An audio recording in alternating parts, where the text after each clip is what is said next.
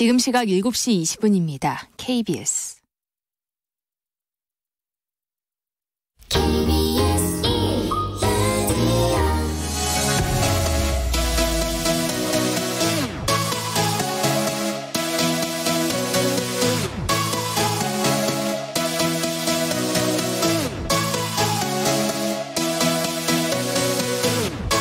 KBS 열린 토론.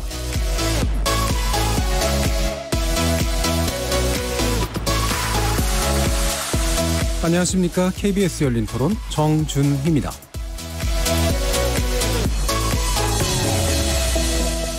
KBS 열린 토론 매주 목요일은 평소의 찬반 토론 형식을 벗어나서 여러 분야의 전문가들과 함께 특정 이슈를 놓고 다각적인 접근법, 시각 등을 교차시켜보는 시간 마련합니다.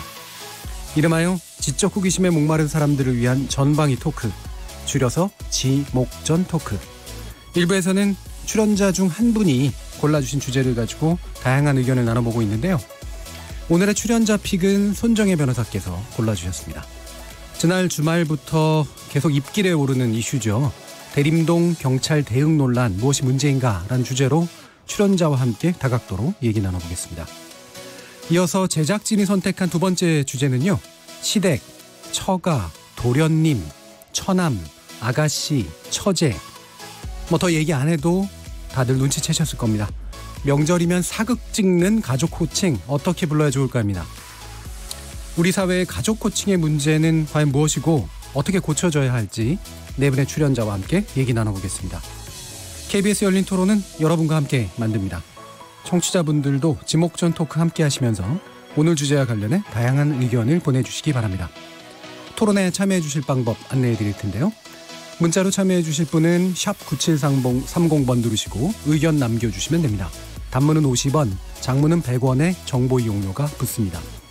KBS 모바일 콩, 트위터 계정 KBS 오픈을 통해서도 무료로 참여하실 수 있습니다. 청취자 여러분이 KBS 열린 토론의 주인공입니다. 청취자 여러분의 열띤 참여 부탁드립니다. KBS 열린 토론 지금부터 출발하겠습니다.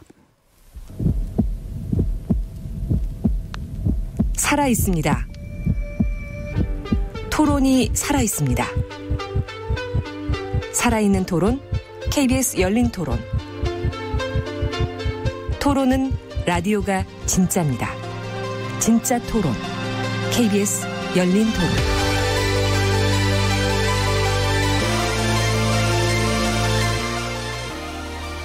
본격적인 토론 들어가기 앞서서 사고 소식 하나 알려드릴 텐데요. 오늘 오후 6시 22분쯤 강원도 강릉시 강원 테크노파크 강릉 벤처공장에서 수소탱크 폭발 사고가 발생했습니다. 현재까지 3명이 숨졌고 3명이 중상을 입고 1명이 매몰된 것으로 알려지고 있는데요. 추가 소식 들어오는 대로 더 전해드리도록 하겠습니다. 먼저 오늘 함께해 주실 분들 소개하겠습니다. 경제는 좌도 우도 없다. 참 좋은 경제연구소 이인철 소장님 나오셨습니다. 네, 안녕하세요. 이인철입니다.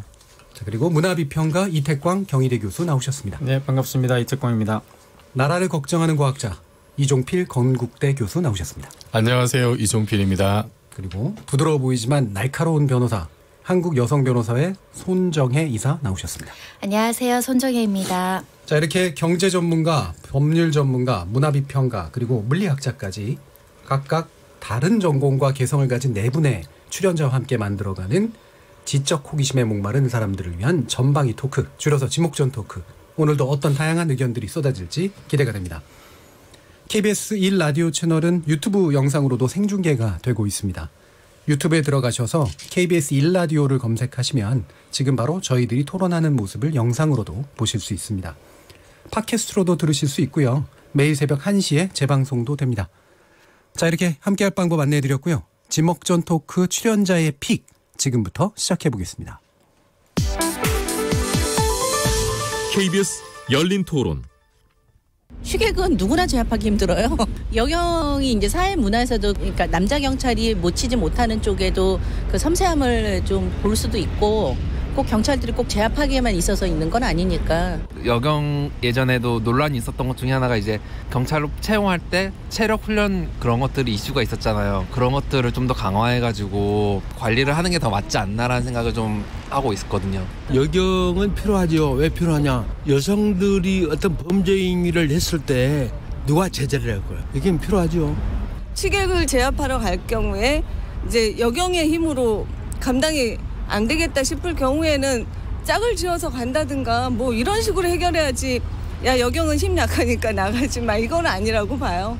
사기를 진단시켜줘야죠. 여경들 길을 살려줘야죠. 자기의 권리는 자기가 찾아야 되는 부분이라고 생각을 하면 경찰도 한번 자기 성찰, 자기 반성 그런 부분에 좀 뒤돌아봐야 되지 않나 그렇게 생각합니다. 자, 시민들의 의견들 좀 들어봤는데요. 다들 아시다시피 이른바 대림동 여경 논란 이렇게 불리우고 있는데 실제 행정구역은 구로동이라고 하기도 하고요. 또 이제 여성 경찰에 관련된 문제, 여러 가지 이제 또 논란도 진행되고 있는 것 같습니다. 손정혜 변호사님이 이 주제를 고르신 이유 어떻게? 일단 이 사건이 상징하는 바가 우리 사회의 많은 문제점을 함축적으로 보여주고 있다. 첫 번째로는 우리나라에서 왜 이렇게 경찰 조직은 불신의 대상이 되었는가. 이 OECD 국가에서 경찰이 신뢰도가 거의 꼴찌 수준이거든요. 멕시코가 그 밑에 있고 그 위에가 우리입니다. 그런 경찰의 신뢰도 문제를 다시 한번 생각해 봤고요. 두 번째는 여경 논란이죠. 여성은 왜 어떤 잘못을 했을 때 집단화돼서 전체가 비하되는가. 왜 여성 혐오에 대한 이런 문제는 지속적으로 발생하는가에 대해서 한번 이야기를 해보고 싶었고요. 세 번째는 이제 이 대림동. 또 그 피의자, 난동을 부린 피의자 중에 한 분이 중국 동포였습니다.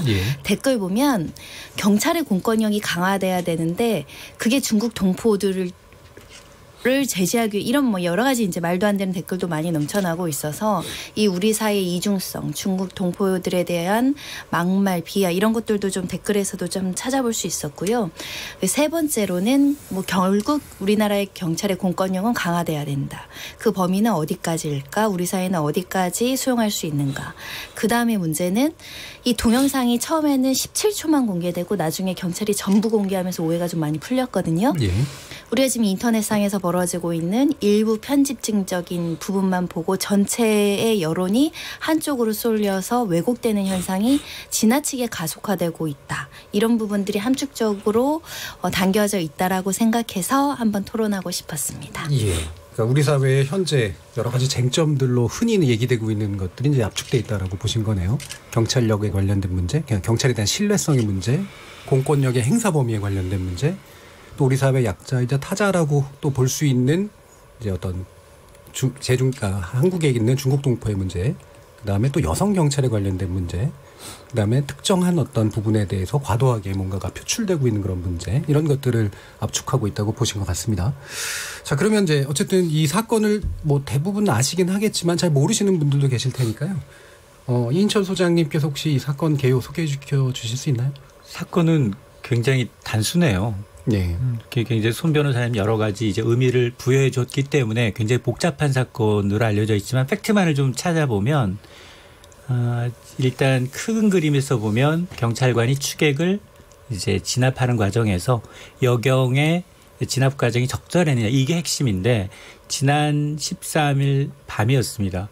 그러니까 구로동이었는지 일부 언론에서는 대림이라고 하는데 이 밤에 가게 앞에서 난동을 부리는 취객 2명이 신고를 받고 경찰관 2명이 남자 경찰 1명, 여자 경찰 1명 2명이 출동을 해서 좀 제재하는 과정에서 처음에는 순수하게 말로 제재를 했지만 이게 술 취하다 보니까 이게 욱해서 갑작스럽게 이 경찰관의 뺨을 때리게 됩니다. 이 뺨을 맞은 경찰관이 재빨리 이제 취객을 제압하죠. 그 과정에서 옆에 또 다른 취객이 또 경찰로 덮치려고 하니까 옆에 있던 여성 경찰이 좀 움찔하면서 좀 힘으로 밀리는 영상이 공개가 된 거예요.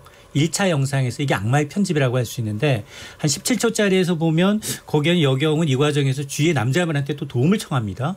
수갑을 채우는 과정에서 남자분 도와주세요 이런 얘기를 하니까 이게 지금 민간인한테 수갑을 채우라고 하는 게 맞나? 이런 논란까지도 확산이 됐고 또 이 여경 대비 좀 미흡했다라고 확산이 되니까 이틀 만에 경찰이 해명에 나섭니다. 총 한 2분 가까운 된 원본 영상을 다 공개를 해요. 그러니까 원본을 공개하니까 이전 것과는 좀 판이하게 달랐어요. 여성 경찰은 제압하는 과정에서 침으로 약간 밀린 건 사실이지만 일단 이제 무릎으로 제압을 했고요. 그리고 미란다 원칙까지 고지를 또박또박 한 거예요. 그리고 남자분 도와달라고 했는데 옆에 지나던 그 교통경찰관이 합류를 해서 결국 힘센 사람을 진압할 때 남자도 힘드니까 한 손은 여성 경찰관이 그리고 나머지 한 손 수갑 채운 거는 경찰관이 했습니다. 잘 했음에도 불구하고 계속해서 논란은 온라인성이 더 뜨거운 것 같아요. 꼬리에 꼬리를 물고 아까 이제 손 변호사님 얘기했던 것처럼 그러니까 이제 경찰 측은 여성은 매뉴얼대로 잘했다라고 얘기했음에도 불구하고 이게 오히려 여성 혐오 쪽으로 좀 기우는 모습도 좀 보이는 것 같고 근데 정작 지금 지적을 받아야 될 건 이 사건의 핵심은 공권력을 그렇게 완전히 무용지물로 만드는 이 폭행한 사람에 대한 어떤 비난의 화살이 돌아가야 되는데 오히려 이제 적절하게 대응하느냐의 문제 쪽으로 좀 약간 와전된 그런 사건입니다. 뭐 생각보다 굉장히 단순하다고 얘기해 주셨는데 복잡합니다. 예, 근데 현실에서 이런 사건은 자주 벌어지죠. 동영상에 그렇죠. 보시면 처음에는 경찰이 막 설득하려고 그래. 이러시면 안 됩니다. 계속 돌려보려고 설득하는데 욕이 나와요. 측의 입에서 뭐 어쩌저쩌 욕이 나와요. 그러다가 계속 제재하고 설득하는데 그 다음에 뺨이 나옵니다. 그 다음에 또 옆에 있던 사람을 밀치는 폭력행위까지 이어지거든요. 그래서 이런 현장은 실무적으로 경찰 이야기들은 많다는 거예요. 예.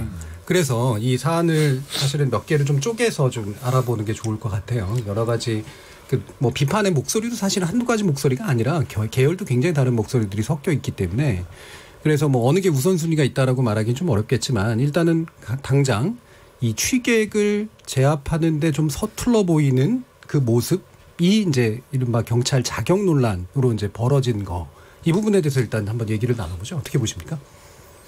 제가 동영상을 전부 다 봤는데 그 경찰 A 경장님이 그 문제된 그 영상의 핵심적인 부분에서 특별히 뭘 부족하게 한 건 없었습니다. 완전히 제압을 했고 할 수 있는 범위 내에서 이 피해자를 설득하고 체포하는 데까지 성공적으로 업무를 완수를 했거든요.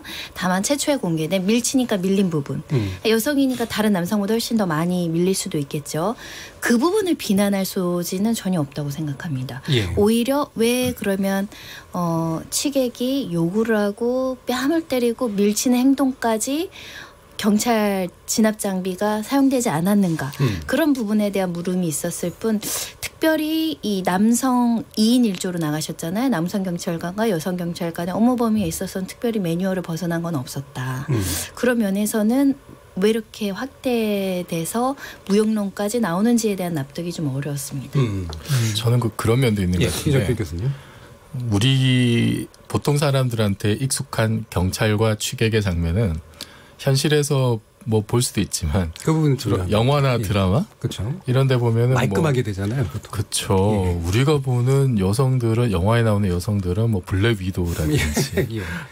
어마무시하잖아요. 뭐 라미란 뭐 이번에 경찰 관련 걸캅스 걸캅스죠. 네. 이한희 씨도 그렇고 굉장히 뭐 남성보다 훨씬 더 이제 우월하게 뭐 순간에 그냥 제압을 하는 영화나 드라마에서 뭐 그런 장면들이 좀 너무 익숙해서 그런 게 아닐까.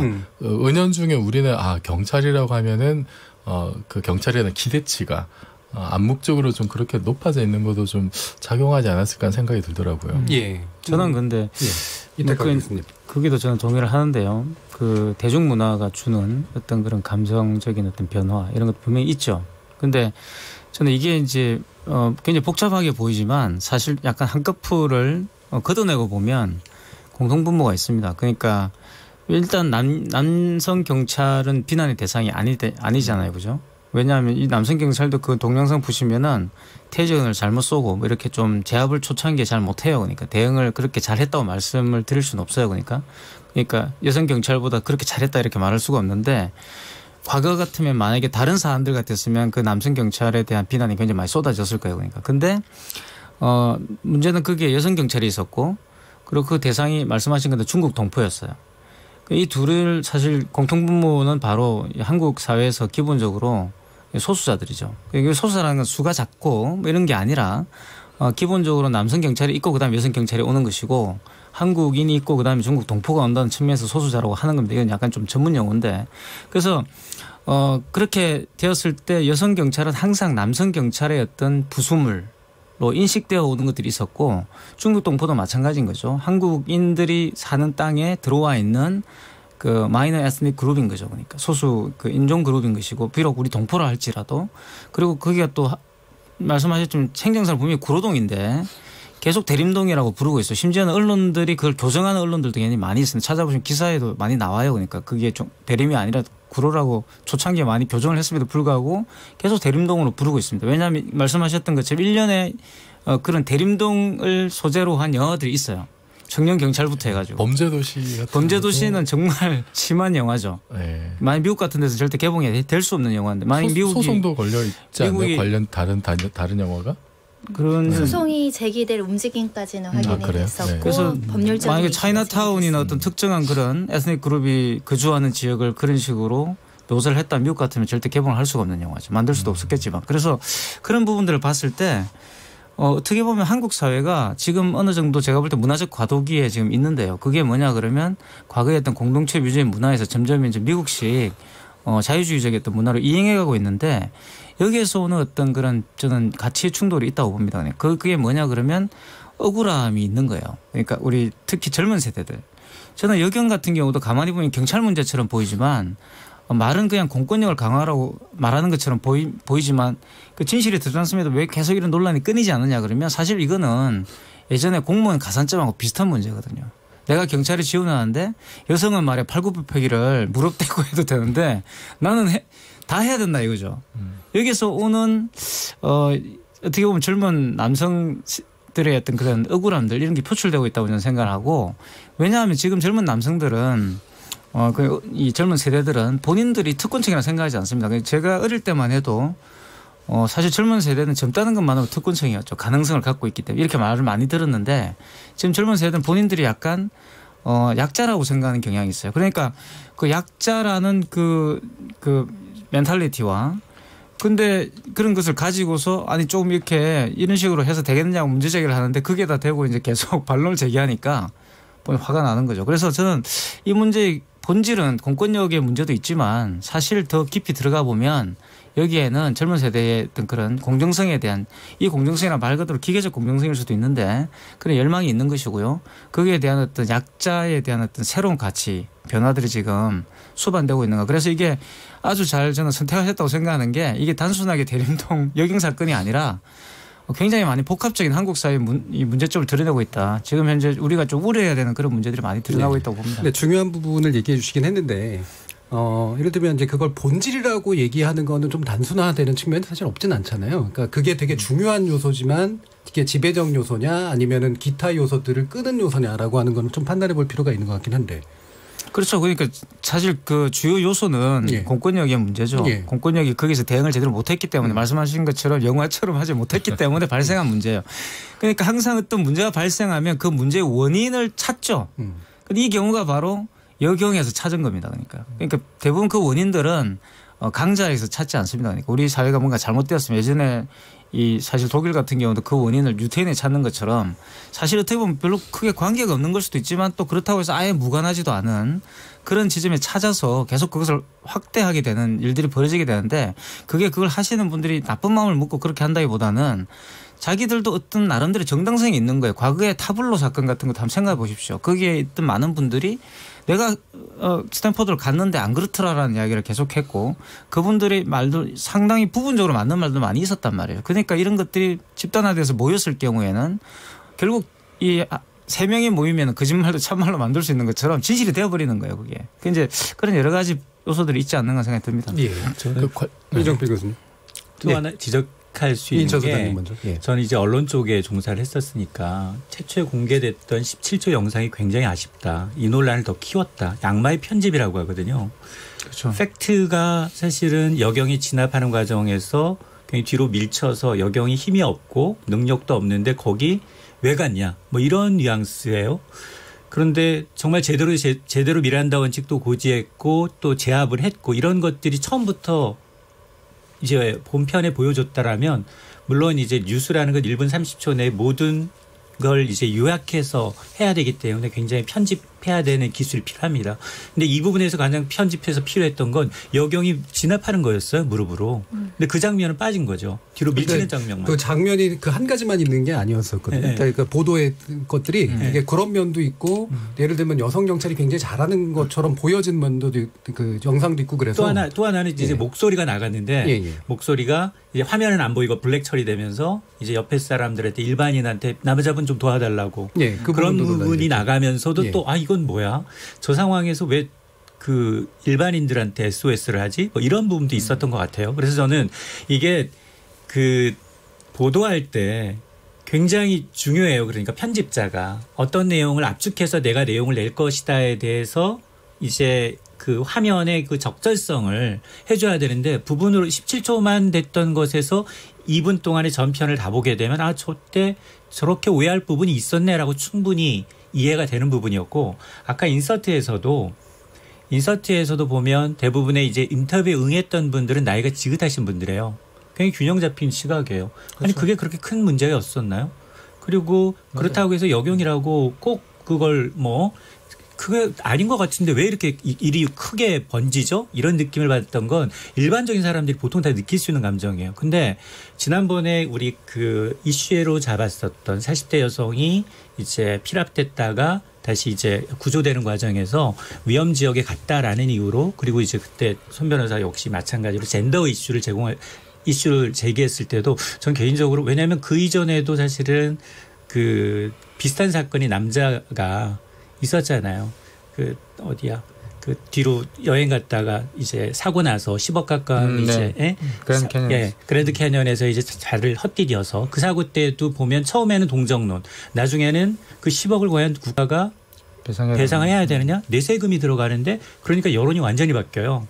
청와대에 올라갔던 청원이 바뀌면서 왜 저 개인적인 의지에 의해서 간 건데 그러면서 저는 남녀 차이는 분명 아니었을 것이다라는 생각을 했었는데 근데 이 문제를 들여다보니까 특히 댓글을 보게 되면 대부분의 연령대별 남성, 여성 그 비율이 나오잖아요. 근데 대부분 보면 젊으신 분들이에요. 그리고 남성이 압도적으로 많아요.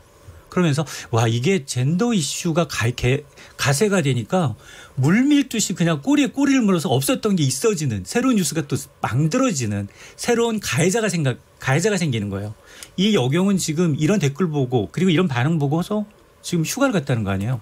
고소하신다고. 그러니까 물론 경고하셨습니다. 일부 악플을 단 분들한테는 이제 고소를 한다고 했지만 그러니까 이게 굉장히 우리 그 문화 깊숙이 굉장히 뿌리 깊게 있구나라는 것을 좀 절감했어요. 이번 사건 통해서. 근데 잘 봐야 되는 게 그러니까 그 연령대가 높다고 해서 이제 이게 균형 잡힌 시각이다라고 볼 수 있는 측면도 있지만 아까 이제 태학 교수님도 왜 젊은 층이 이제 그런 것들을 하느냐는 사실은 기존부터 이어왔던 사건들을 아는 젊은 층과 그다음에 그걸 모른 채 말씀하시는 또 이제 그 나이 드신 분의 어떤 시각 차이는 충분히 있을 수 있는 것 같거든요. 예를 들면 이게 이제 아까 이태학 교수님 말씀하셨는데 이게 여경이라고 하는 존재가 사실은 경찰은 굉장히 충분한 무력을 쓰거나 이제 어떤 힘을 쓸 수 있는 현장에 투입될 수 있는 사람에 의해서 이루어져야 되는데 실제로 현장에 투입된 인력이 그렇지 못한 여경이 투입된 거 아니냐라는 게 그와 비슷한 사건들로부터 나온 면이 있었고 그렇기 때문에 왜 그러면 여경들이 이렇게 비율이 많고 현장에 그냥 사실은 잘 못하면서 가지라고 하는 이제 물론 오해가 일부 들어가 있었습니다만 그런 식의 이제 논의로까지 연결되고 있었단 말이에요.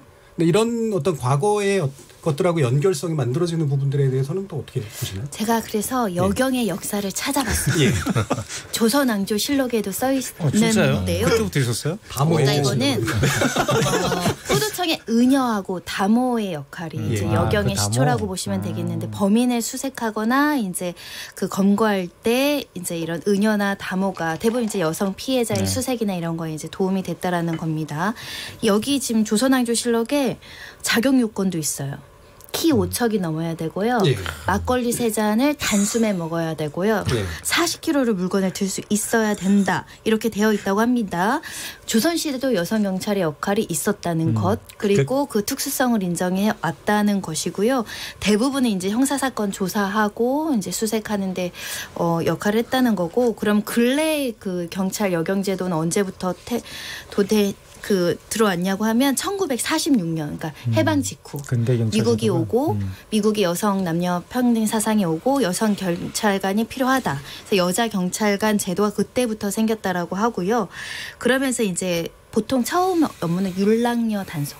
그리고 청소년 비행 청소년 문제, 여성 피해자 수색 이런 걸로부터 업무가 개시돼서 지금까지 발전에 이르렀다라는 게 여경의 역사라고 말씀드릴 수 있고요. 그럼 우리 대표적인 경찰대는 여성 입학을 언제 허용했을까? 40년대, 50년대, 60년대. 1989년도에 이르러서야 경찰대에 여성을 입학시켰다고 합니다. 경찰대가 상당히 나중에 만들어지지 않았나요? 그러니까 언제 만들어졌는지는 경찰대 자체는 사실은 80년대가 90년대 그 사이에 만들어졌는데. 아 그래요? 예. 그럼 그것까지 확인해 보겠습니다. 네. 아니 근데 여기서 의문점이 아니 군인이나 소방 공무원은 남녀 차별 없이 똑같은 기준으로 체력 기준으로 선발을 하는데 왜 그러면 하필 처음부터 공무원은 아니 이 경찰관은 체력 기준을 달리했을까? 이게 그런 부분에 대한 이야기들도 이제 많이 있는 거죠. 그래서 사실 저는 그게 대부분 상당히 이 논란을 짚히고 있는 불쏘시라고 생각해요. 그러니까 계속 이제 그런 시험과 관련된. 지금 젊은 세대 특히 말씀하셨던 것처럼 젊은 세대들이 가장 민감한 게 바로 그겁니다. 한국 사회는 좀 예전부터 잘 민감했죠. 그러니까 예를 들어 군대를 만약에 안 간다 이런 문제가 또 발생하면 우리는 또 가만히 있지 않았잖아요, 그렇죠?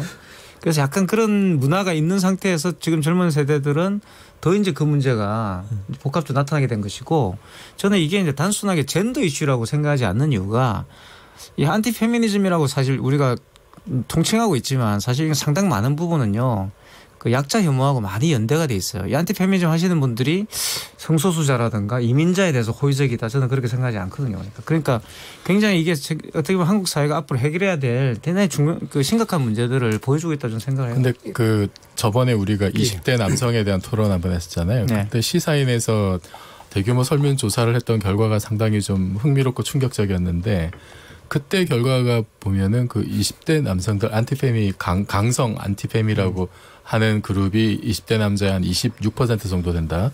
근데 이 그룹들이 젠더 이슈에 특히 이제 민감했던 게 그 말씀하셨던 이제 그 뭐죠?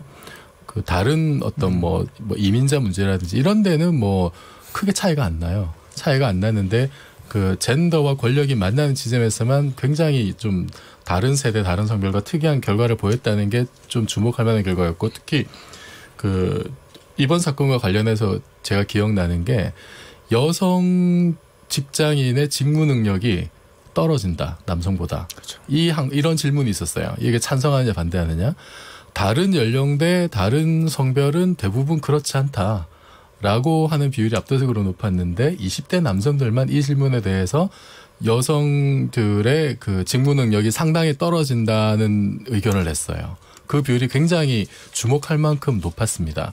저는 이번 여경 사건 보면서 그 항목에 대한 그 20대 남성들의 그 좀 독특한 어떤 그 입장 그게 딱 떠올랐어요. 그래서 이거는 좀 무시할 수 없는 거다. 우리가 저번에 이제 토론했던 얘기와 참 좀 연결이 되는 지점이고 시사인의 그 대규모 설문조사가 포착한 그 지점이 제대로 작동하는 지점이지 않을까.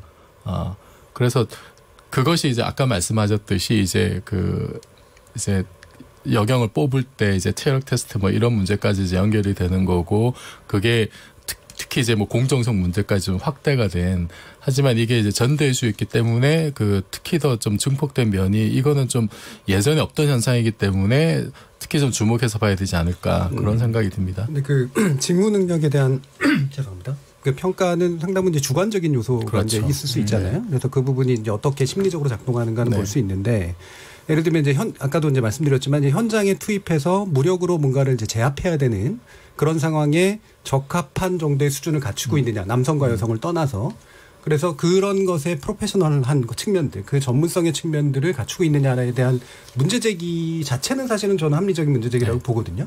그건 이제 경찰 내부에서 이제 답이 나온 것이 전문성이나 이런 체력 검증, 훈련 강화하겠다 이렇게 나온 거죠. 사실 남성 경찰이라고 해서 그만한 체력과 훈련과 제압 능력이 있느냐 그렇지만은 않다라고 보이는 거죠. 그러니까 현직 경찰에서도 끊임없이 이런 체력 훈련, 사격 훈련 이런 것들은 연습하고 직무 수행 능력을 높여야 되는 건 맞는 것인데 여성만 부족하다 이렇게 접근해서 문제인 것 같고요. 실제로 경찰 업무 473개 직무를 분석을 했더니 체력과 무관한 게 76%라는 거예요. 그러니까 체력과 무관하다는 건 제 생각엔 이런 거죠. 그러니까 경찰을 실무를 보면은 정보 업무, 예방 업무, 그리고 현장에서 검거하고 체포하는 업무, 그리고 수사하는 업무 다 분리되어 있잖아.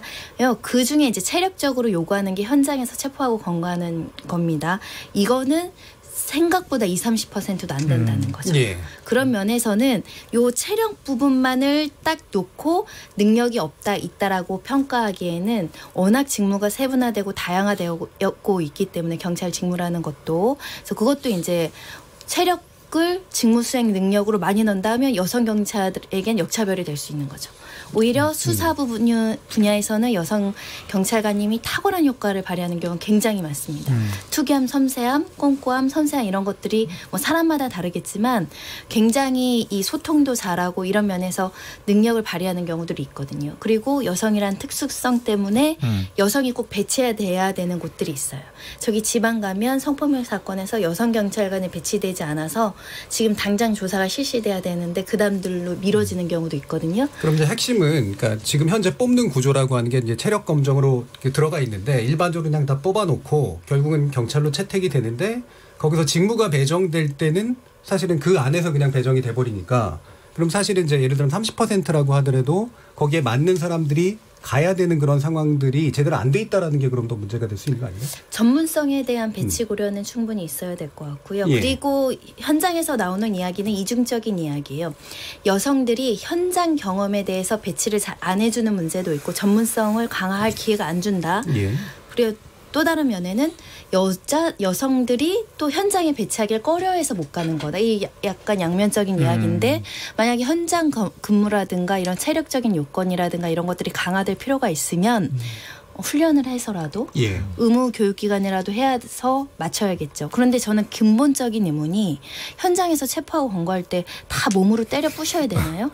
아니 일단 저는 그 부분은 상당히 중요한 요소긴 하죠. 우리 보통 외국에서 선진 경찰도 보면 무력을 쓰지 않고 체포 검거하는 문화가 형성이 돼야 되거든요. 일단 이거는 뭐 완전 다른 이슈이긴 합니다. 지금 벌어지고 있는 일들이 그러니까 눈으로 보이니까. 그러니까 여성 경찰에게만 그렇게 가혹한 조건을 요구하는 게 온당하냐. 실제로 옛날에 이제 경찰이 대응하지 못했던 범죄 현장들, 뭐 동영상들 보면은 예를 들어 제가 옛날에 봤던 것 중에는 남자 한 명이 이제 흉기를 들고 이렇게 뭐 길거리를 활보하고 다니는데 남성 경찰들이 3단봉을 들고 몇 명이서 이렇게 달려붙어, 8명이 달려붙어도 쉽게 제압이 안 돼요. 그리고 뭐 이제 옛날에 어디 지역이었던가요? 조폭들 여러 명이 이제 시민을 폭행하는데 출동한 경찰이 아무 짓도 못하고 이제 막 밀리면서 굉장히 또 이제 비난받았던 경우들도 있었거든요. 그래서 이거는 그냥 여자이기 때문에 좀 더 그 부당한 그 지금 비난을 받는 면이 분명히 있다고 보고요. 그리고 아니 오히려 지금 제가 알기로는 여경 비율이 10% 내외 정도인 걸로 10에서 15%. 네, 그 정도밖에 안 되는데 그러면은 원래 경찰에서 가용한 여경 인원이 원래 없는 거예요. 원래 없는데 그 중에서 그러면 체력이 뛰어난 사람 현장에 넣는다. 없는 사람 중에 더 골라야 되는 거죠. 저는 차라리 오히려 여성들에게 문호를 더 확대를 하고 그 중에서 정말로 자기 적성에 맞고 힘이 받쳐주, 체력이 받쳐주 이런 사람들 현장에 투입하고 저는 그런 식으로 가야 해결이 되지 않을까. 그러니까 계속해서 이제 지금 채용 시스템하고 배치 시스템 사이에 갭이 있어서 생기는 문제 같다는 생각이 자꾸 들거든요. 그다음에 현장에서 체포를 하거나 이럴 때 실제로 그게 단지 무력만으로 제압하는 게 아니라 이런 장비나 훈련을 통해서 이제 어느 정도 신체에 위해를 가하지 않으면서도 할 수 있도록 만들어주는 어떤 방법의 문제라든가 이런 게 이제 해결의 어떤 내용인데 말씀처럼 이제 그게 당장 특정한 누군가가 능력이 된다 안 된다의 문제가 돼버린 이 상황의 문제가 있을 수 있겠죠. 그러니까 그렇게 돌려버리면은 편하죠 얘기하기가. 정 교수님 지적처럼 지금 그냥 일반 민원 업무와 외부에서 정말 몸을 써야 되는 업무가 뭐 76대 24라 하더라도 기본적으로 이 업무 로테이션상 이제 뭐 외부로 나갈 수도 있고 내부 업무 할 수도 있는데 그러면 처음부터 아예 이 체력 기준을 남녀 똑같이 한다 하더라도 전 사실 똑같이 한다 하더라도 여성 비율이 낮아질 거라고 생각 안 하거든요. 왜냐하면 똑같이 해도 거기에 맞춰서 더 뛰어나요. 네. 여성들이. 왜냐하면 요즘 이게 채용 시스템을 보면 남성들이 가점을 줘야지 여성들하고 어느 정도 키 맞추기가 되지. 그 부분은 조심해서 얘기하셔야 될 부분 같은데. 그래서 저 개인적으로는 예. 굉장히 기준을 높이고. 예. 왜냐하면 그것도 또한 성별적인 그러니까 얘기니까. 이분하고 좀 연결되는 이야기인데 예. 저도 동의를 하는데요. 사실 여경을 더 뽑아야 되죠. 예. 그리고 기준을 바꿔야 되고. 맞아요. 근데 이제 우리가 질문해야 될 게 뭐냐 그러면 왜 그러면 그런 기준으로 뽑았냐라는 겁니다. 예. 그 여경에게 맡길 일이 정해져 있지 않은가라는 것이 지금 의구심인데 그 여경들이 주로 이제 홍보, 그죠? 마케팅 이런 걸 활용이 많이 됐다는 거예요. 그러니까 약간 여성스러운 어떤 그런 대중 홍보라는 어떤 명분으로 여성들은 약간 귀여워야 되고 뭐 섹시해 심지어는 뭐 굉장히 남성들에게 어필하는 그런 여경이 되라 이런 말을 했다고 그러더라고요. 그러니까 그런 홍보들이 많아서 역설적으로 말하면 여경을 거기에다가 거기에다가 이 고정시켜놨기 때문에 그런 기준을 뽑았다고 말할 수도 있는 거죠. 여경의 역할이란 그 정도만 되는 거다라는 것이 경찰 내부에 있었을 수도 있다는 거예요. 그게 그래서 그 경찰 고위직에 과연 그 여성 비율이 얼마나 되느냐 이런 것도 사실 따져봐야 될 것 같아요. 그리고 지구대에는 주로 이제 24시간 밤에 나가서 취객 상대가 굉장히 많아요. 그러다 보니까 여경 비율이 사실 7%, 8% 한 자릿수밖에 안 되거든요. 그럼에도 불구하고 앞서서 얘기했던 것처럼 기본적으로 업무는 로테이션이 될 수 있는 시스템을 갖추기 위해서는 체력 검정을 남녀 차별을 두지 말고 비슷하게 하되 지금 우리가 10% 내지 11%인 걸 지금 15%까지 끌어올린다는 것 같아요. 경찰의 목표는. 그런데 OECD 선진국 뭐 미국이나 영국 같은 경우는 28%, 25%가 넘어갑니다. 그러니까 당연히 지금 더 섬세하고 특화된 부분에 필요한 인력이 빨리 경찰 내부에서는 필요하다라고 하면서 정작 이제 그 시스템 우리가 이제 너무 소극적으로 대응할 수밖에 없는 사실 영화 보면 무자비하게 미국의 경우에는 미국 경찰관이 뺨 맞는 장면을 거의 못 봤어요. 거의 이제 그럴 때 이제 총이 나올 수 그러니까 총 때문에 그렇고요. 총을 맞죠. 일단 여기까지 좀 얘기를 한번 해보고요. 뭐 뒤에서 이제 좀 더 우리 시민 의견들을 들어보고 또 이제 거기에 관련된 얘기 좀 추가적으로 한번 나눠보죠. 정의진 문자캐스터 나와주세요. 안녕하십니까. 문자캐스터 정의진입니다. 대림동 경찰 대응 논란 무엇이 문제인가라는 주제로 청취자 여러분이 보내주신 문자 소개해드리겠습니다. 네, 먼저 콩 아이디 2316님. 63세 법인 택시기사입니다. 대림동 여경 사건 동영상을 보았습니다. 여경이 필요 없다느니 말들이 많은데 저는 여경이 대처를 잘한 것으로 봤습니다. 여성이기 때문에 당연히 힘이 없고 주변의 남성 시민의 도움을 요청하는 것은 어찌 보면 당연합니다. 당황한 가운데서도 미란다 원칙을 제시했으며 대처를 잘했습니다. 대한민국 여경들 격려하고 박수를 보냅니다. 딸 키우는 부모로서 내 딸이 당하는 것처럼 안타깝고 마음 아픕니다 해주셨고요. 콩 아이디 8075님. 젠더 갈등 프레임이 씌워지면서 본질이 흐려졌다고 봅니다. 동료를 위험한 상황에 노출시키고 시민까지 연루시켰다는 점은 해당 경찰이 여성이 아니라 남성이라도 비판받을 수 있다고 생각합니다. 유튜브로 의견 주신 이민성님. 오늘은 닫힌 토론인가요? 팩트는 국민은 위험으로부터 경찰의 도움을 받길 원한다입니다. 그것이 경찰이 하는 일이고요. 그런데 위험에서 도움을 받을 수 없어 보이니까 이슈가 되는 겁니다. 콩 아이디 시카리오님. 누가 영화처럼 제압해달라고 하나요? 경찰들 수없이 많이 봤지만 대부분 기초 체력 없고 저래서 범인 잡을 수 있을까 하는 생각이 들더군요. 남경도 그런데 여경이 어떻게 잘하겠어요? 그리고 영상에 남자분 도와주세요는 글쎄요 라고 보내주셨네요. 콩 아이디 4816님. 왜 여경이 일반인한테 도와달라고 했던 것 가지고만 물고 늘어지는지 모르겠네요. 급하고 촉박한 순간에 주위에 있는 사람들에게 도와달라고 할 수 있죠. 백지장돌 맞들면 낫다는 속담도 있습니다. 콩 아이디 8672님. 남자가 병역 의무를 위해 군에 입대할 때도 신체 검사에 합격만 하면 됩니다. 전투력은 입대 후 훈련을 통해 얻습니다. 여경도 꾸준한 훈련을 통해 얻으면 됩니다. 여경이라 문제될 것이 과연 있을까요? 라는 의견 주셨습니다. 네, KBS 열린 토론. 지금 방송을 듣고 계신 청취자 모두가 시민 농객입니다. 문자는 샵 9730으로 참여하실 수 있고요. 단문은 50원, 장문은 100원의 정보 이용료가 붙습니다. KBS 콩, 트위터 계정 KBS 오픈을 통해서도 무료로 참여하실 수 있습니다.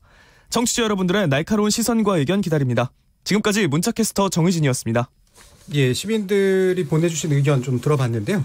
여기서 한두 가지 좀 뽑아가지고 좀 몇 가지 더 한번 얘기를 해보겠습니다. 제가 보기에는 아마도 이제 그러니까 논란이 더 커진 것 중에 이제 시민들, 주변 시민분, 남성분 나와주세요. 뭐 요거를 한 게 또 이와 같은 문제들이 좀 됐던 것 같은데, 손 변호사님 어떠세요? 이게 지금 이 직무의 어떤 매뉴얼에서 이런 식으로 시민에게 도움을 요청하는 것 위험한 거 아니냐는 의견도 있고 당연한 거 아니냐는 의견도 있어요. 매뉴얼에서는 뭐 적극적으로 권장하진 않지만 필요시 요청할 수 있다라고 되어 있다고 보시면 될 것 같고요. 원래 우리 현행범 체포와 관련해서 누구든지 현행범을 보면 시민들도 체포할 수 있다라고 되어 있습니다. 그래서 과거에는 만약에 이 사건이 이런 식으로 논란이 안 됐으면 정말 경찰한테 무지막지하게 행패를 부리는 사람을 시민들이 와서 도왔잖아요. 그러면 시민 영웅이라고 치켜 세워주죠. 그러니까 필요할 때는 인력이 부족하면 주변 사람들을 크게 위험에 처하게 하지 않으면서도 협조를 구하는 순간에는 협조를 구할 수 있는 거죠. 지극히 당연히. 근데 만약에 내가 경찰의 직분을 가지고 저 시민에게 요청을 했을 때 저 시민의 위험을 장담하기 어렵다. 그럴 때는 안 되겠죠. 근데 이 사건에서는 와서 이미 제압된 상태에서 그 수갑을 채우는 것까지만 도와달라는 취지로 들려요. 뭐 그것도 시민이 아니라 뭐 경찰한테 했다는 이야기도 있지만 그거는 위험을 야기하지 않으면서 원만하게 협조를 구할 수 있는 부분이기 때문에 매뉴얼상에는 문제가 없고 또 필요한 경우에는 할 수 있다라고 생각이 듭니다. 지금 또 이제 문제가 되는 게 어떤 쪽에서는 막 미국처럼 총 줘야 된다라는 얘기도 있고 또 어떤 쪽에서 사실은 이제 그러다 보면 소식 그러니까 우리는 또 공권력에 대한 강압 이 기억들을 가지고 있는 세대이기도 하니까 이런 부분이 좀 충돌할 수도 있는데 지금 보니까 원경환 서울지방경찰청장이 비례의 원칙에 따라 그러니까 즉 위험하면 위험할수록 대응하는 경우 불이익을 받지 않도록 하겠다 이런 식으로 했어요. 이 기준들이 지금 새로 마련이 되고 있는 겁니까? 일단은 경찰 물리력 행사 기준은 원래는 현장 경찰관이 합리적으로 판단해서 대응하라 이런 원칙만 있었다는 거예요. 합리적이라는 건 굉장히 애매모호하니까 소극적으로 방어할 수밖에 없는 현장 경찰관들의 애로가 있었던 것 같습니다. 그런데 이 사건으로 한 5가지의 단계로 나눠서 수능, 소극적 저항, 적극적 저항, 폭력적 공격, 치명적 공격 이렇게 나눠서 이걸 단계별로 조금 뭐 손이나 팔로 잡는 거 그리고 경찰관을 밀면 관절을 꺾거나 가스 분사기를 사용할 수 있다. 폭력적으로 공격이 들어왔을 때 뭐 주먹이나 발로 사용을 했을 때는 테이저건을 쏠 수 있다. 치명적으로 총기나 흉기를 사용했을 때는 권총을 사용할 수 있다. 이렇게 분류해서 적극적으로 이제 제압할 때 이런 장구나 이런 것들을 사용하겠다. 비례의 원칙이라는 건 뭐 최소 침해 원칙을 유지하겠다라는 건데 조금 더 경찰의 현장 대응 능력을 강화하고 경찰 공권력을 강화하겠다라는 입장을 보였다고 보시면 됩니다. 뭐 이런 것이 또 혹시 여론 때문에 또 갑자기 이렇게 이쪽으로 갔다가 또 시간 지나면 또 강하게 했다고 저쪽으로 가고 이러지는 않았으면 좋겠고요. 채용 과정 그다음에 배치 과정에서의 합리성도 늘어나고 그다음에 이 훈련이나 여러 가지 어떤 장비의 지급 이런 것을 통해서 실제로 시민들에게 크게 위해가 가지 않는 선에서 범법 행위를 이렇게 다룰 수 있는 그런 기준들이 또 새로 마련이 됐으면 좋겠습니다.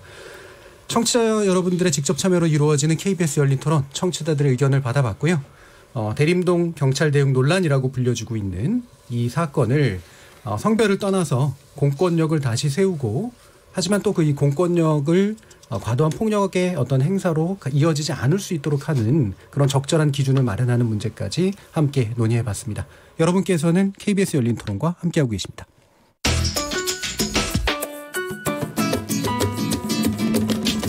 묻는다, 듣는다, 통한다.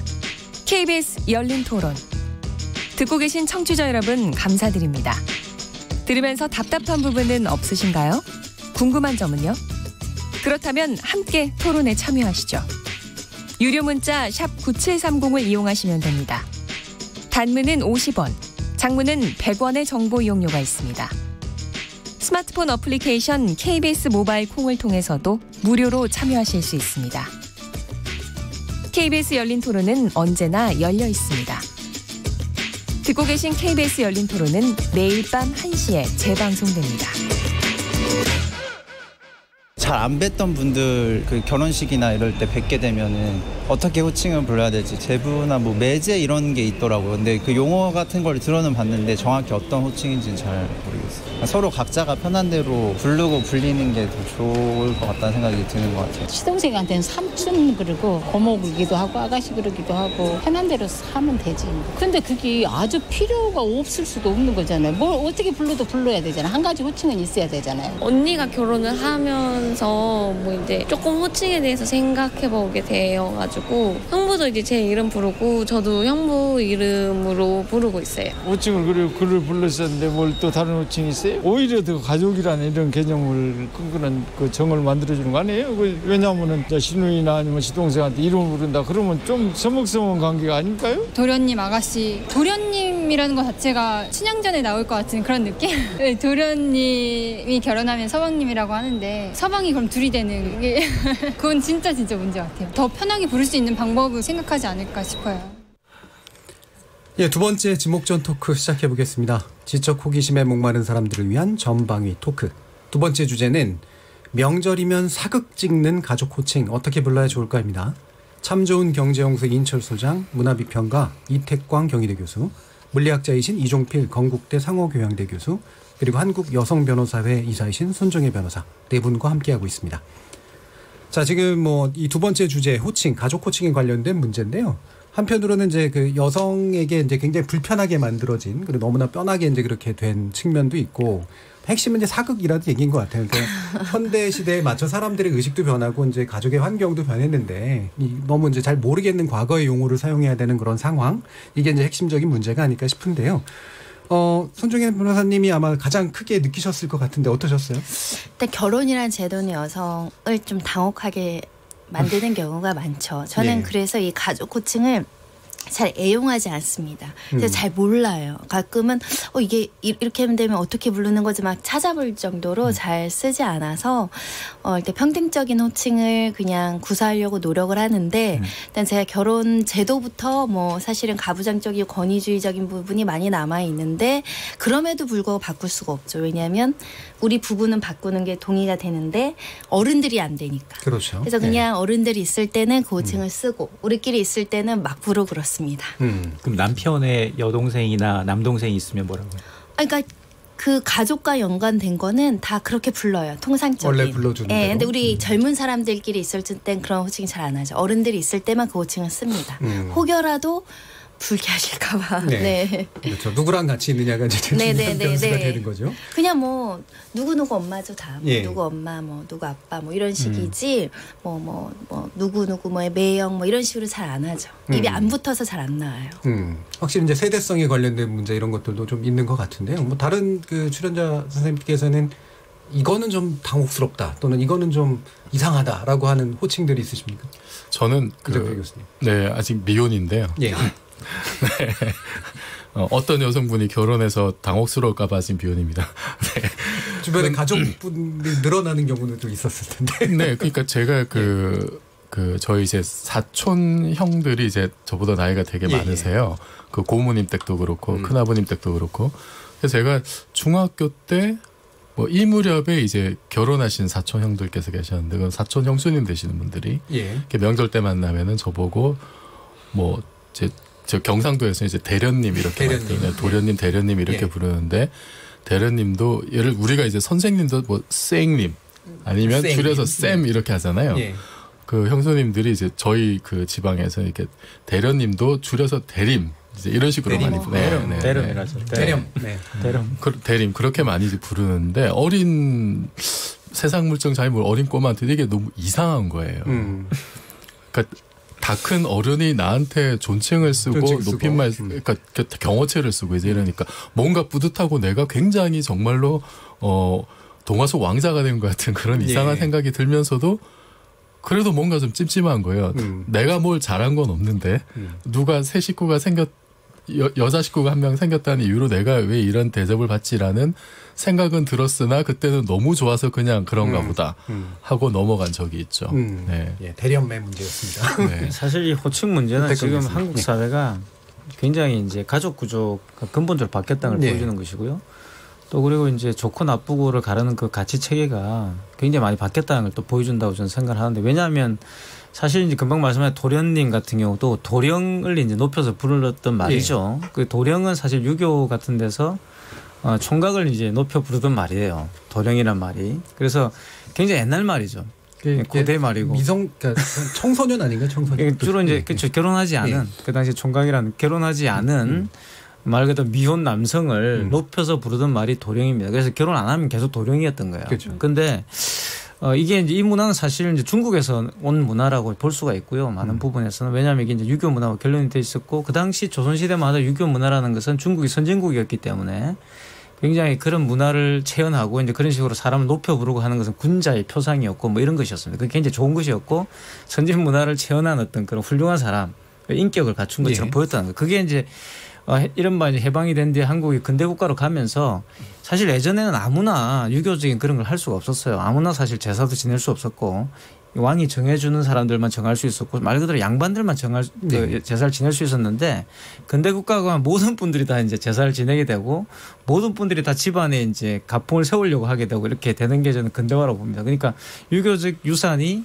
근대화돼 버리면 이게 이제 말 그대로 너도 나도 다 하게 돼버린다는 거죠. 그러니까 사실 굳이 그렇게 안 해도 되는 집안조차도 이제 도련님 뭐 이렇게 부르게 되고 뭐 이렇게 뭐 아주 높임말이 어려운 한자를 써가지고 막 이렇게 부르게 되는 그런 일들이 생겼다고 생각해요. 그러니까 이제 이 충돌을 일으키게 되고 특히 지금처럼 이제 가족 구조가 근본적으로 바뀌게 되면 일단 제 같은 경우도 제가 남동생하고 여동생이 있는데 1년에 한두 번 봐요. 그러니까.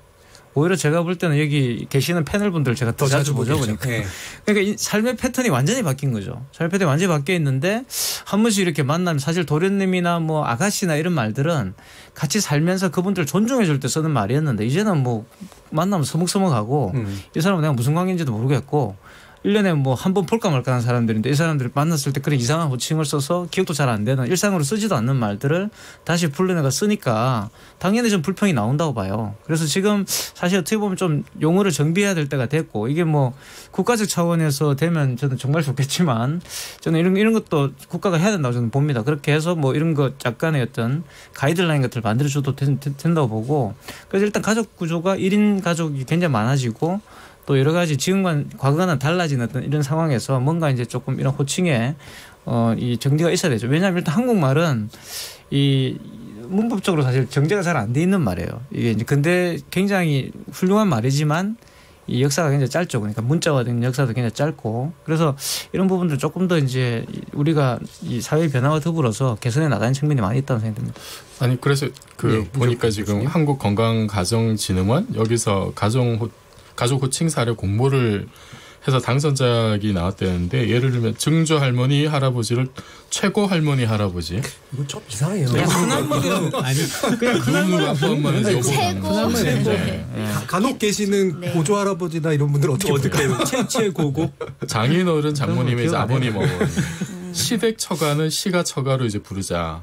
또 올케 아가씨는 이제 새언니 뭐 도련님은 그냥 이제 이름은 뭐 씨 이렇게 하자는 건데. 근데 저는 뭐 이런 걸 뭐 공모하고 이런 거는 뭐 괜찮지만 굳이 이거를 국가가 임의로 이렇게 하라고 해서 될 문제가 아니잖아요. 사실은 뭐 하라고 강요는 안 하겠죠. 가이드라인이죠. 예. 이런 호칭이 법에 없어요. 그냥 우리가 과거로부터 써오기 때문에 관습이죠. 이렇게 인식을 하는 건데 여기 장인어른, 장모님, 아버님, 어머님 있잖아요. 그러면은 집에서 다들 이렇게 부르세요. 아까 장인어른 비슷한 조건이죠. 네. 그러니까 예를 들면 저희 그러니까 아버님, 어머님이 계실 때 저희 처가 쪽 분들을 어르신들을 지칭할 때는 그걸 써주지 않으면 이제 안 되니까. 근데 이제 부부끼리 있을 때는 사실 그냥 아버님, 어머님이나 직접 호칭을 할 땐 그렇게 하죠. 근데 이게 우리가 호칭에 관한 양성평등이 굉장히 더디다. 미국은 간단하잖아요. 미스터, 미스, 이름을 부르면 되죠. 대통령한테 님, 써 뭐 이런 할 것도 없이 그냥 부르면 자연스럽게 되는데 우리는 앞서 이제 인서트에서도 나왔지만 할아버지 할머니들은 늘 편해 있고 왜냐하면 과거에는 제사가 워낙 많고 그리고 3, 4대가 한 동네에 모여 살고 매일 부딪히다 보니 이 용어 쓰는 게 굉장히 친숙했던 분들한테 갑자기 어느 날 시동생한테 뭐 이름을 부르고 이러면 굉장히 낯설죠. 사실 저는 똑같은 제 나이랑 똑같은데 걔가 저를 3천 개월이에요. 근데 어른들이 있는 데서는 당연히 삼촌이라고 얘기를 하지만 우리끼리 친구니까 같이 이런 편한 자리에서는 이름 부르거든요. 근데 여기까지는 괜찮은데 걔 누나가 있어요. 근데 걔 누나가 나를 삼촌이라고 해야 되는데 나는 입이 안 떨어져요. 그러다 보니까 누님이라고 얘기해야 되는 그런 상황이 굉장히 촌수가 복잡해지고 그다음에 그 불편한 자리가 우리끼리는 괜찮은데 부모님들이나 윗사람이 있으면 그걸 격식을 차리게 되더라고요.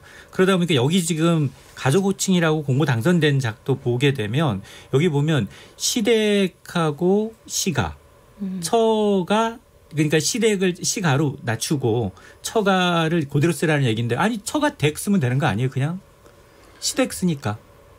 처댁이 이상한 처댁. 처가댁. 근데 우리 처가댁 뭐 무슨 양념 이러니 처가댁. 우리가 대책을 만들 수도 없어요. 대안 얘기하면은 별로 남는 게 없을 것 같고. 그러니까 제가 요거랑 비슷하게 제가 요즘에 밀고 있는 단어가 있습니다. 뭐죠? 가사 업무. 가사 업무. 무슨 일 할 때 우리 회사 업무하듯이 가사 업무한다고 뭐 사면 쓸 때도 집에서 전업주부들이 하는 일이 일로 평가가 안 되잖아요. 그래서 가사 업무, 가사 일 이게 익숙해져야 이게 남녀 평등의 업무 분위기가 조성된다라고 생각해서 똑같이 회사 업무처럼 가사 업무로 불리죠. 어떠세요? 좋네요. 예, 일단 밀어보겠습니다. 네, 밀고 있습니다.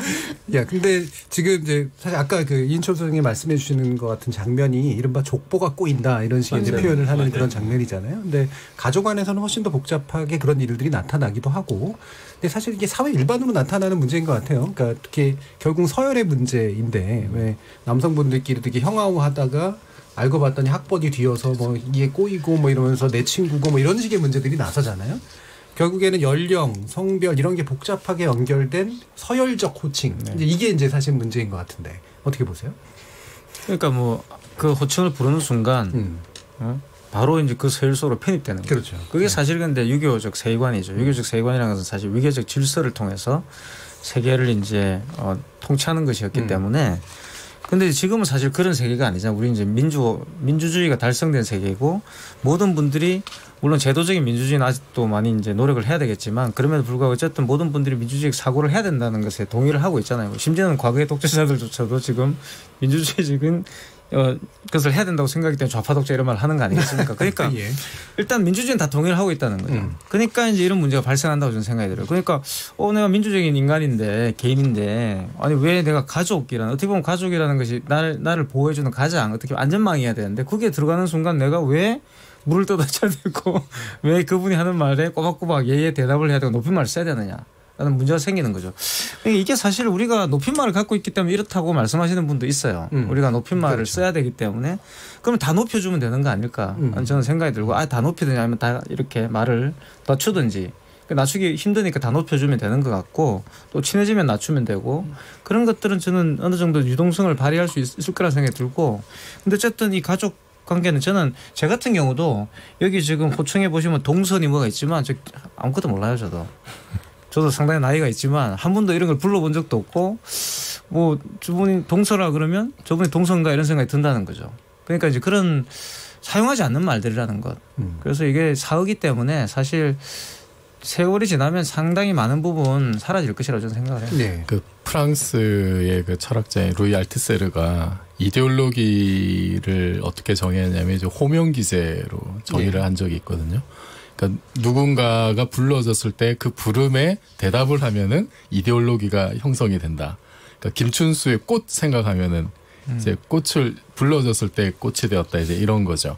그러니까 그 지금 성차별적인 어떤 그 지위가 그 함축된 그런 걸 부름으로써 뭐 시댁 처가 거기에 대해서 호응을 하고 뭐 도련님에 대해서 내가 이제 호응을 하고 그렇게 그런 위계적인 호칭을 부르고 양산하고 거기에 대답을 하는 것이 사실은 가부장제이고 남성 중심의 어떤 그런 뭐 유교적인 그런 이데올로기를 형성하는 어떤 기본적인 출발점이었는데 지금은 그러니까 이 명칭 자체를 거부하는 거는 그 이데올로기를 완전히 지금 받아들이지 않겠다라는 걸로 지금 사실은 보이는데 근데 한국 사회가 뭐 이런 남녀 이런 것도 있지만은 좀 더 넓게 보면은 좀 보이지 않는 신분, 계급제가 있잖아요, 사실은. 뭐, 직장 가도 뭐 정규직, 비정규직 이런 문제도 있고, 직급에 따라서도 여러 가지 정말 뭐 요즘은 옛날보단 덜하다고는 하지만 여전히 숨어 있는 어떤 그런 신분들이 있습니다. 그래서 차세에서는 이게 좀 그런 아직까지 남아 있는 좀 불합리한 어떤 그 불평등의 요소들 이거를 아예 좀 다 없애는 그러니까 좀 가족 호칭의 문제뿐만 아니라 좀 사회 전반에 좀 이렇게 남아 있는 그런 좀 위계적이고 수직적인 좀 그런 것도 타파를 하는 게 좋지 않을까. 네, 뭐 궁극적으로는 당연히 그런 방향으로 가는 게 맞는 거고 그게 시대 정신일 텐데 이게 왜 직업하고 연관해서도 이런 것들이 좀 꽤 많이 있잖아요. 그렇죠. 네. 그러니까 뭐 이제 뭐 저 같은 경우도 저한테 이제 뭐 호칭을 할 때 예를 들어서 뭐 교수님 내지는 뭐 박사님이 이렇게 되게 높여서 많이 불러주는데 그것도 당연하게 생각을 하고 들어왔습니다만 또 어떤 직군은 보면 그렇게 안 부르거든요. 예. 그래서 그 직업 자체를 부를 때 어떤 직업에는 님자를 붙이고 어떤 직책에 님자를 붙이지만 또 다른 우리가 좀 그러니까 뭐 평균적으로 좀 이렇게 뭐 하층이다라고 사람들이 생각하는 그런 직군에 대해서는 굉장히 낮추어서 하대를 하거나 호칭 자체가 좀 이런 거부터 좀 우리가 극복을 해야 될 것 같아요. 대표적으로 의사, 판사, 검사, 교수 뒤에는 님을 붙이는데 한경미원, 경찰관, 소방관, 군인들에게는 아저씨가 따라오는 게 대표적으로 차이가 있다라는 거예요. 님과 아저씨의 군인 아저씨. 그 뉘앙스의 차이가 있다라는 거죠. 근데 고객님은 다 통일이 되더라고요. 군인 고객님은 되더라고요. 자본주의 사회니까. 자본주의가 모든 걸 이기죠.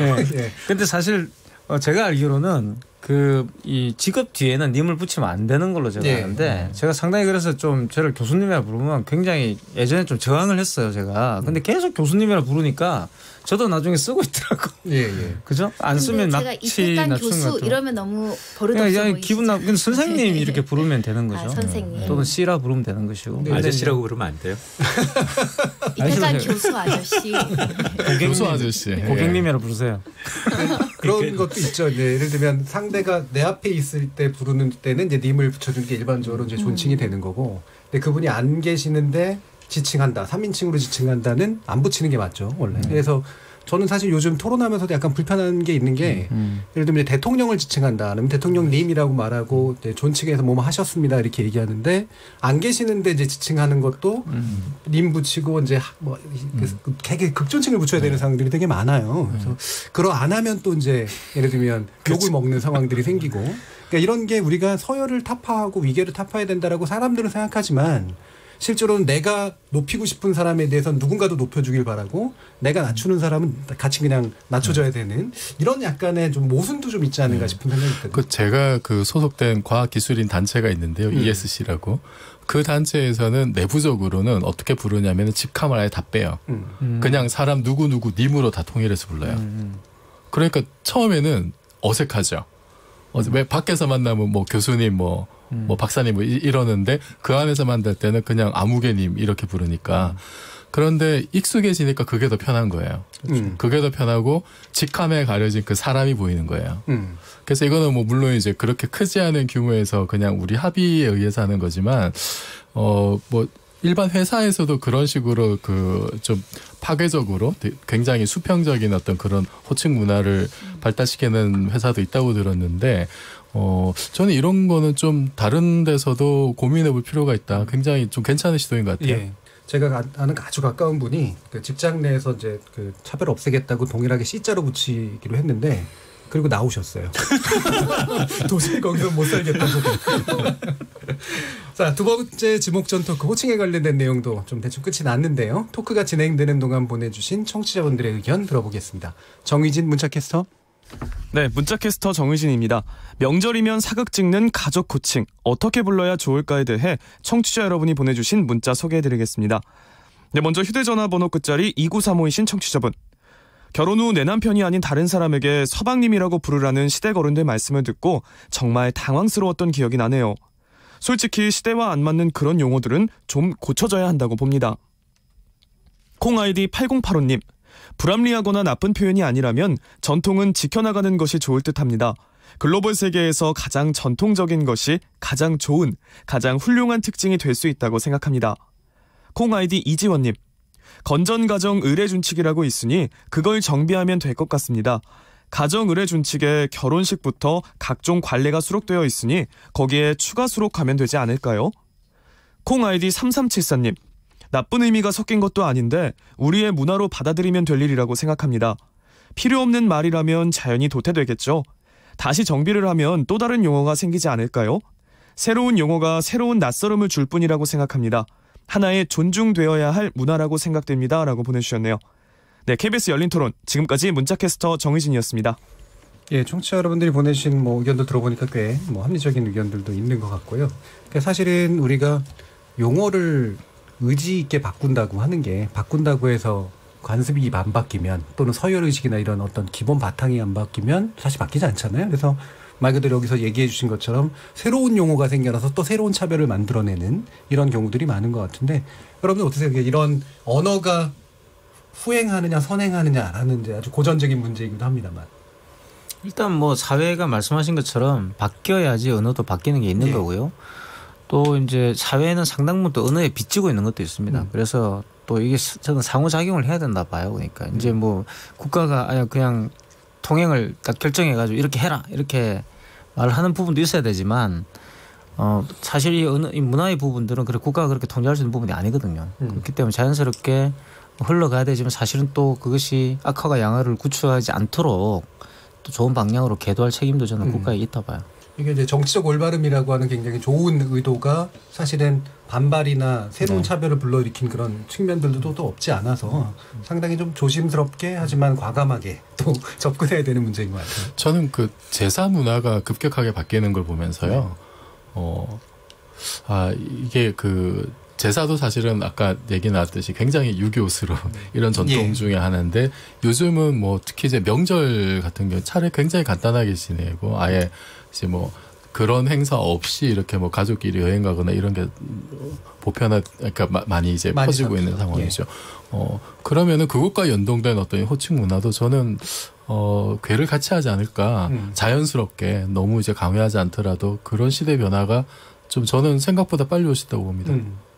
제가 또 대표적으로 예를 드는 게 매장 문화인데요. 매장 문화 그렇게 하지 말자고 얘기하다가 요즘 다 그렇게 화장장이 그렇죠. 부족해서 문제가 되는 그런 상황까지 온 거 보면 사회 변화가 어떤 것들은 빨리 이끌어내고 어떤 것들은 더디갈 수밖에 없는 이런 측면들이 있는 것 같습니다. 여기 있는 분들이 다들 공감한 것 같아요. 성차별적 요소, 직업차별적 요소에 대해서는 인지를 하고 있기 때문에 그렇죠. 그러니까 우리 아버지 세대 정도가 지나면 한 25세 정도가 지나면 아마 굉장히 들으면서도 귀에 익숙하고 차별적인 요소가 좀 배제된 그리고 이런 것들이 가이드라인 주면 그걸 어느 정도 답습하면서 사람들이 공론화하는 과정이 생기니까 아마 좀 빨리 우리가 굉장히 빨리빨리 하는 나라이기 때문에 빨리 정착할 수 있겠다는 생각이 드네요. 위계 질서가 굉장히 급속도로 무너지고 타파하고 그게 이제 수평적인 인간 사이의 문화, 조직 사이의 문화 그게 더 긍정적인 효과를 발휘한다는 거죠. 생산성도 더 높고 가정 내에서 계속 가부장적인 문제 때문에 계속 가정 폭력이 계속 생기거든요. 직함이 수평적이면 훨씬 더 분위기가 가벼워질 것 같습니다. 그래서 이 호칭 부분은 시간의 문제이지 바뀌지 않을까라는 생각을 하고 있고요. 또 어르신들이 먼저 이렇게 좀 말을 편하게 하라고 말씀해 주셔야 돼요. 젊은 사람들은 그렇죠. 마음이 있어도 또 어른들 불편하실까 봐 섣불리 하지 못하거든요. 그래서 수평적인 분위기 그리고 훨씬 더 친밀해지거든요. 그렇죠. 고려해 주시면 좋겠습니다. 예, KBS 열린 토론 오늘의 두 번째 지목전 토크 명절이면 사극짓는 가족 호칭 이렇게 불러야 좋을까라는 주제로 함께 이야기 나눠봤습니다. 오늘 오후 6시 22분쯤에 강원도 강릉시 강원 테크노파크 강릉 벤처공장에서 수소탱크 폭발 사고가 발생했습니다. 현재까지 2명이 숨졌고 4명이 중상을 입었고요. 1명이 매몰된 것으로 알려지고 있습니다. 사망자가 약간 바뀌었네요. 현재 건물은 붕괴 위험이 있는 것으로 전해지고 있으니까 주변에 계신 분들은 주의하시기 바랍니다. KBS 열린 토론 매주 목요일은 지적 호기심에 목마른 사람들을 위한 전방위 토크, 줄여서 지목전 토크로 청취자 여러분들을 만나고 있는데요. 오늘은 네 분의 전문가와 함께 경찰 대응 논란에 관련된 것, 그리고 가족 호칭에 관련된 내용 함께 두 가지 주제를 가지고 다양한 의견들 나눠봤습니다. 오늘 함께해 주신 이인철 참좋은 경제연구소장, 문화비평가 이태광 경희대 교수, 물리학자이신 이종필 건국대 교수, 그리고 손정혜 변호사 모두 감사드립니다. 저는 내일 저녁 7시 20분에 다시 찾아뵙겠습니다. 지금까지 KBS 열린 토론 정준이었습니다.